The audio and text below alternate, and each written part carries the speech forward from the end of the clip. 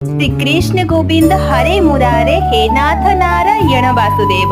पवित्र जन्माष्टमी उपलक्षे आपण मानक ढेर अभिनंदन। से अनंत से असीम से प्रेम से सत्य आउ से सुंदर आम समस्तଙ୍କର प्रेम श्रीकृष्णଙ୍କର ଆଜି ହେଉଛି ଜନ୍ମଦିନ। ସକାଳୁ ସବୁ କାମ ଦାମ ସରିଲା ପରେ ଠାକୁର ପୂଜା କରି ସାରିଲା ପରେ ଆସିଗଲି ମୁଁ ଏବେ ରୋଷେଇ କରିବା ପାଇଁ। ଯେହେତୁ ଆଜି ମୋର ଜନ୍ମାଷ୍ଟମୀ ଫାଷ୍ଟିଂ ଥିଲା ତେଣୁକରି ମୁଁ ଆଜି କିଛି ଖାଇନଥିଲି। ତେଣୁକରି ବାପ ପୁଅଙ୍କ ପାଇଁ ଆଜି ସିମ୍ପୁଲ ଖାଇବା ଯେମିତିକି ଭାତ ଡାଲି ତା ସାଙ୍ଗରେ କଲରା ଆଳୁ ଭଜା ଆଉ ଟିକେ ଆଳୁ ଚୋଖା ବନେଇ ଦେଇଥିଲି। ତାପରେ ସନ୍ଧ୍ୟାବେଳେ ଆମ ଘର ପାଖରେ ପୂଜା ହଉଥିଲା, ସେଠି ସମସ୍ତଙ୍କର କୁନି କୁନି ଗୋପାଳ ମାନେ ସବୁ ଆସିଥିଲେ। ଆଉ ମତେ ଦେଖିକି ବହୁତ ଖୁସି ଲାଗିଲା, ବହୁତ ଶାନ୍ତି ଲାଗିଲା। ଆଉ ସେଠି ଗୋପାଳଙ୍କର ନା କେକ୍ ମଧ୍ୟ କଟା ହେଲା। ତାପରେ ସେଠି ପ୍ରସାଦ ମଧ୍ୟ ରନ୍ଧା ଯାଇଥିଲା, କିନ୍ତୁ ଆମେ ଟିକେ ଜଲ୍ଦି ପଳେଇ ଆସିଲୁ ଯେହେତୁ ଖାଇପାରିନଥିଲି। ତ ମୁଁ ଏମିତିରେ ବି ତ ଖାଇନଥିଲି, ମୋର ଫାଷ୍ଟିଂ ଥିଲା। ମୁଁ ତ ଘରକୁ ଆସିଲା ପରେ ଟିକେ ଖାଲି ଶାଗୁ ପିଇ ଦେଇଥିଲି।